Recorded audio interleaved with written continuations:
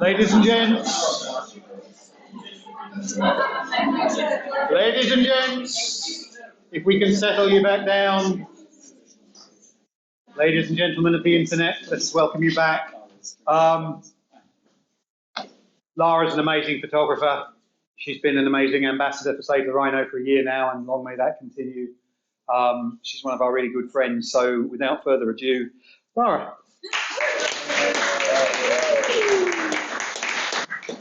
Thank you all for coming. It's so lovely to see so many faces, some new, but make sure you come and talk to me afterwards because it's just really lovely to have you all here.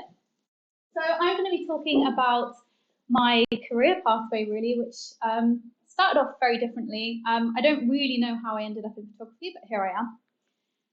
So first and foremost, I'm a conservation biologist. I went to university and I did a degree in zoology. And then I staged a master's in wildlife conservation, which was absolutely amazing. And I was really fortunate because I got to travel to some incredible places as part of my university career. So here you can see I've got a mouse lemur in my hand. So I went to Madagascar for my undergrad dissertation, and I was looking at their behavioural traits. But that was the trip where I went equipped only with a GoPro. And we had lemurs in the trees above our tents, and I came away from that trip with no photos. I had to borrow other people's to show my family the wildlife that I saw.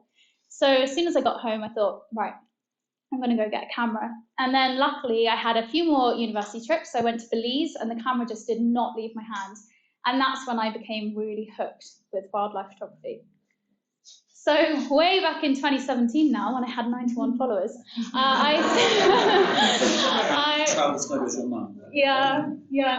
my mum, followed by Travel Snow, great. I set up an Instagram page because I had loads of photos and I just remember thinking, I don't want to annoy everyone on my personal page. So I thought, right, I'll just put them somewhere. And at the time, I couldn't find anyone that was talking about the subject of their photography. Everyone was talking about really boring technical details like the ISO and the shutter speed. And I was like, oh my God, you've got a photo of a lion? Like, why aren't you talking about that and the fact that there's 20,000 of them left in the wild? So I began to talk about the subject of my image. And you might be asking, how did I get involved with rhinos? Well, for my master's, there was a big research project where I went to Kenya for 3 months. And I spent every single day collecting data on these incredible, incredible animals. And specifically, I was looking at the black rhino. So I'm not going to bore you with all the details of my project because that's not why you're here. But I do want to give you a bit of background because I have some funny videos to share. So I went to Lara Wildlife Conservancy in Kenya. It's an amazing place, but over the last 20 or 30 years, they've experienced massive vegetation changes. Specifically, they've lost a lot of wooded vegetation and it's all converted into grassland, which for black rhinos, who are a browsing species, they eat woody vegetation, shrubs and forbs. This isn't great and it's a critically endangered species. So when you're trying to increase that population as quickly as you can, you need to have a good food source for them. So to try and combat these vegetation changes, Lara established what we call exclusion zones. You can picture the fences kind of like a badminton net. So they erected fences around the areas of woody vegetation to protect them from elephants and giraffes. So they couldn't get in, but rhinos and other smaller herbivores could pass underneath. So one part of my study was, do those exclusion zones actually work? Because since being set up 20 years ago, no one had bothered to find out. But as you can see,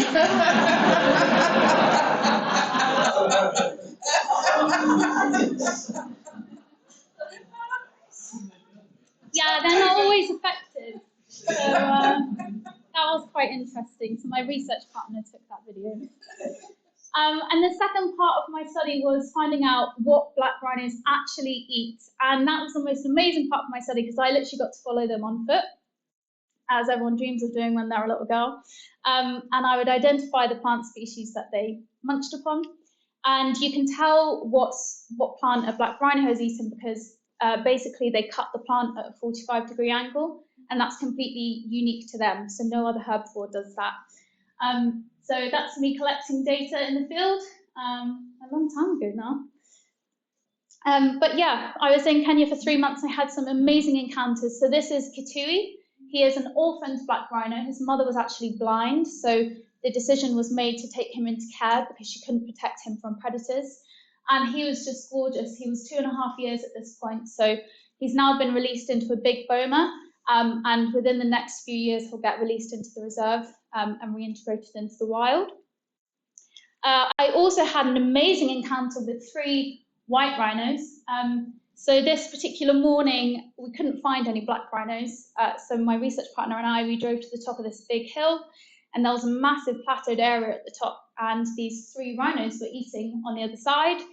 And me, being a bit silly, got out of the car, sat down with my camera. They're very far away at this point, 100 meters.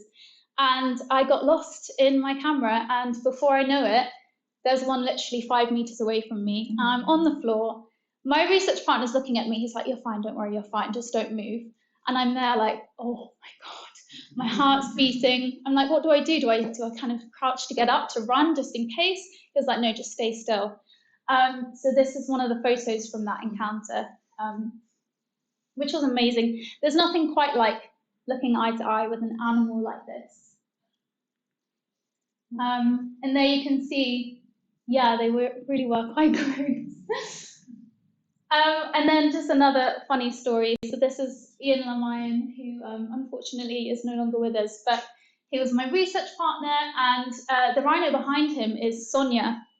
Sonia has a reputation for being very, very grumpy. You do not want to get anywhere near Sonia. And her horns, magnificent. So Ian saw that there was some wire on the tree, and he went to remove it. You can see the rhinos are far away, they're further away than they look. And she mock charged him, so this was the reaction.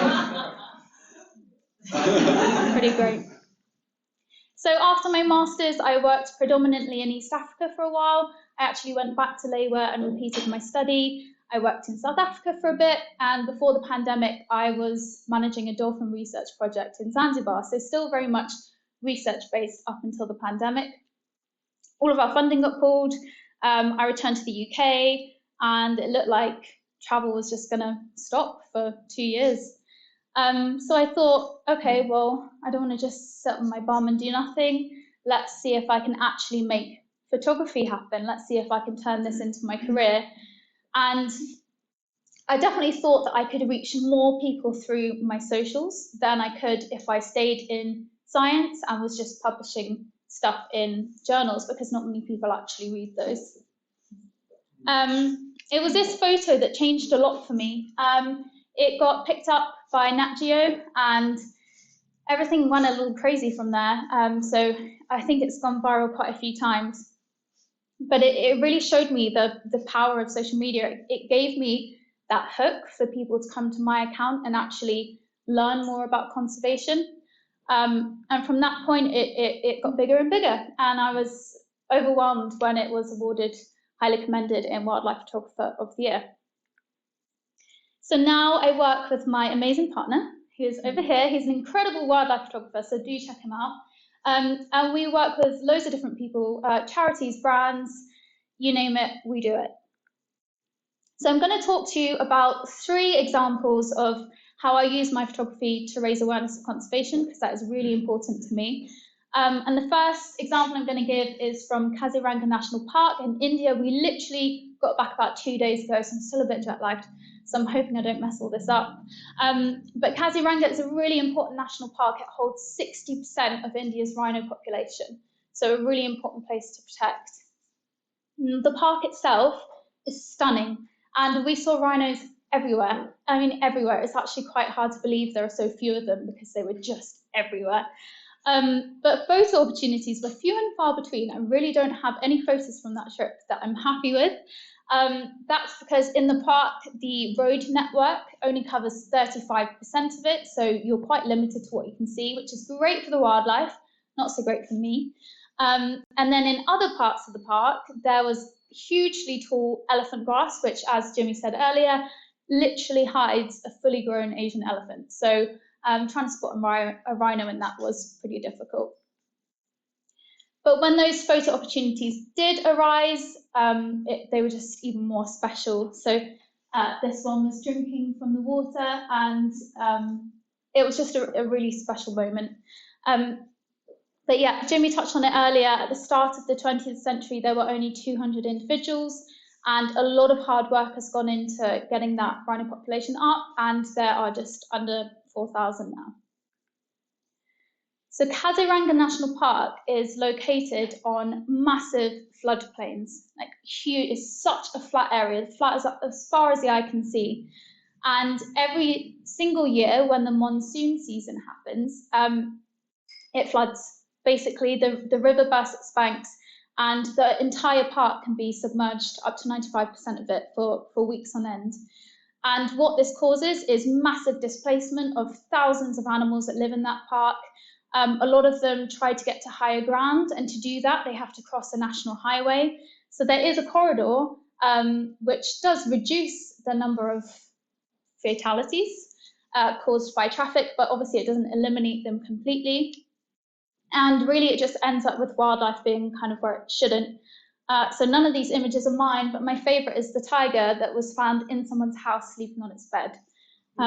So yeah, I'm not really sure what you would do with that, just run, I guess.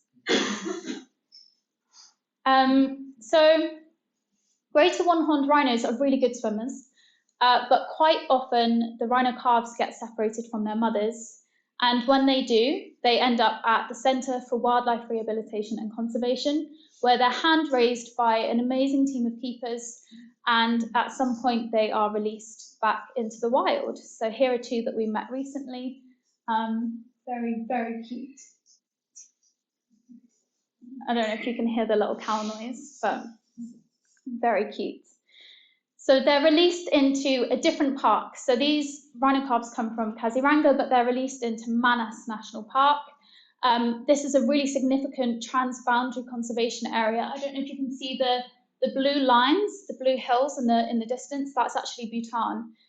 So this area spreads across from India into Bhutan, and it's all protected. It's an amazing, massive area.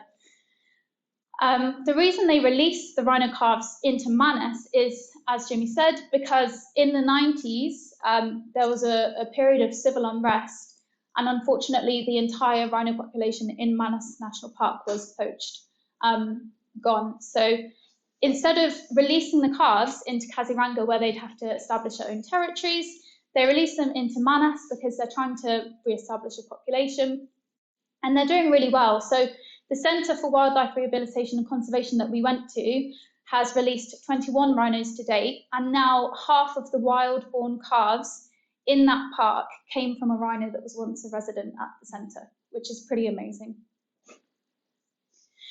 The second example I'm going to give is at Ol Pejeta in Kenya. So John mentioned earlier that there are 2 northern white rhinos left.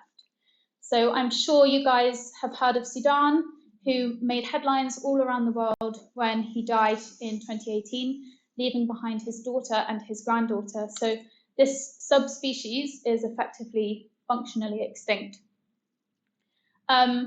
And it's quite emotional being there, because obviously you hear about the impacts of human activities, you hear about species going extinct, you hear about them declining, but actually being there and witnessing it firsthand is really, really, really emotional.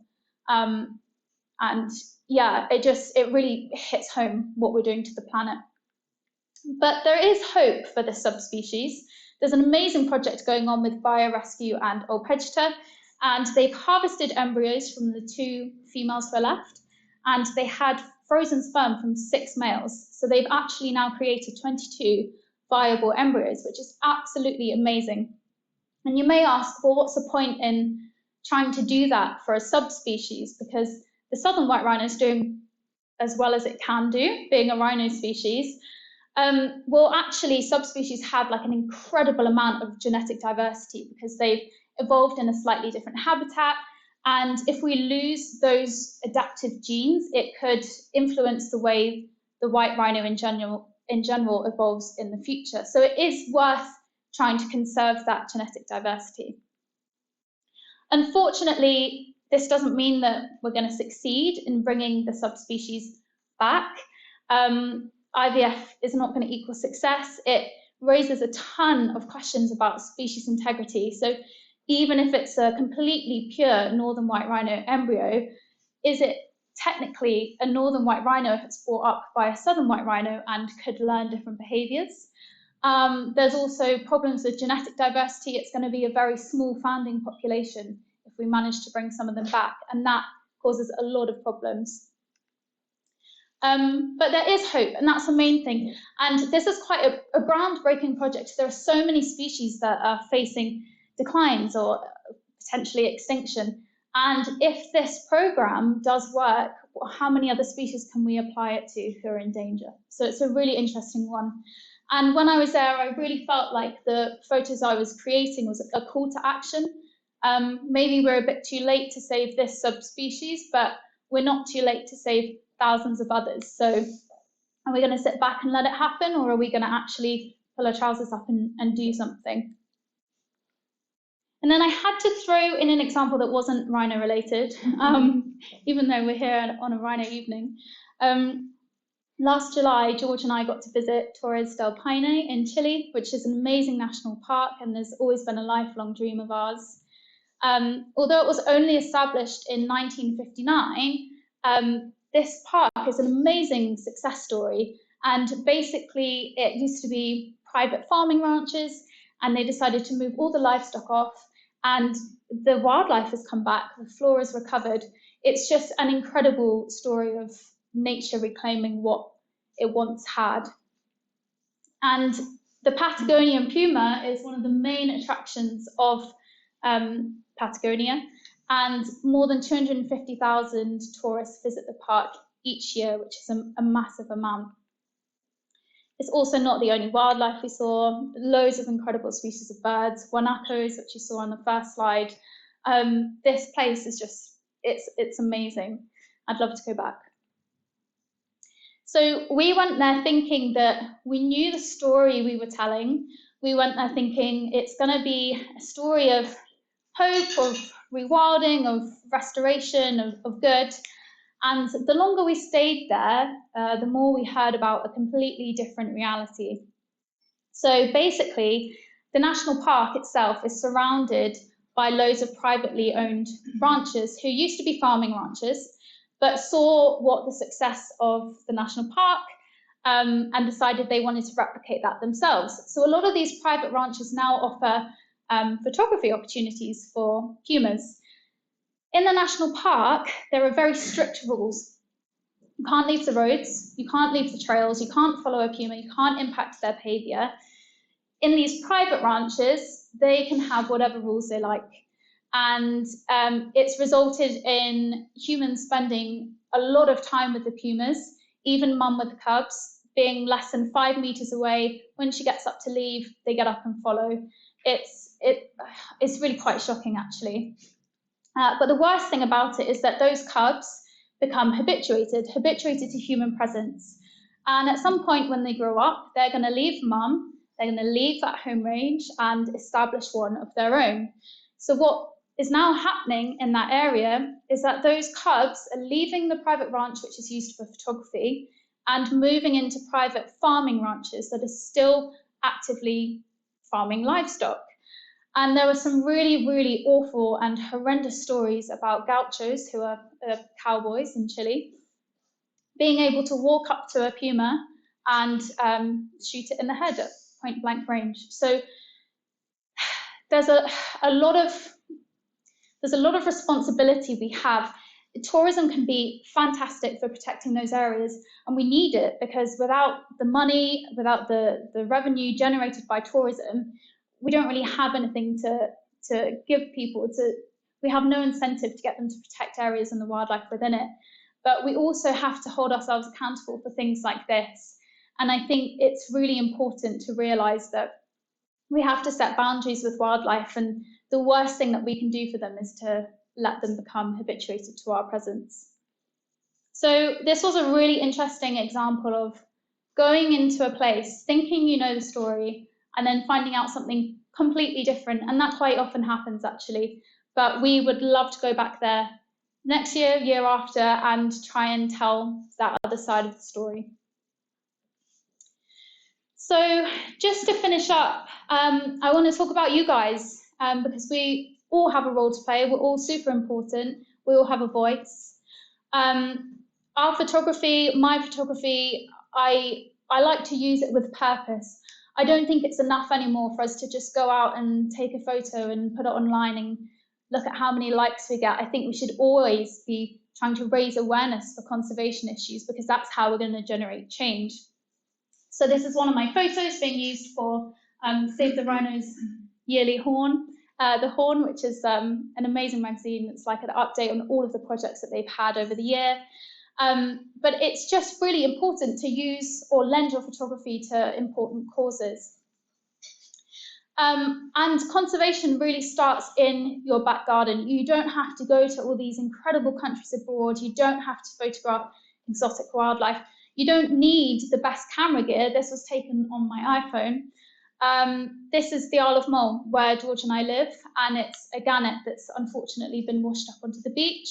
I don't know how many of you know about the bird flu epidemic that has happened over the last year in the UK, but it's had devastating effects, and we're not even sure how bad the situation is yet, because shortly after we found out about it, all of the birds left and spent the rest of the year out in the ocean. So until they come back for their breeding season, we're really not going to know how many of them have succumbed to bird flu.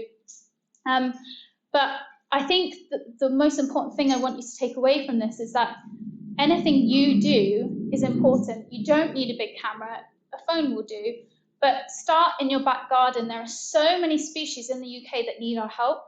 We are the most nature depleted country in the world. We've really not done a good job at all of looking after our wildlife or nature.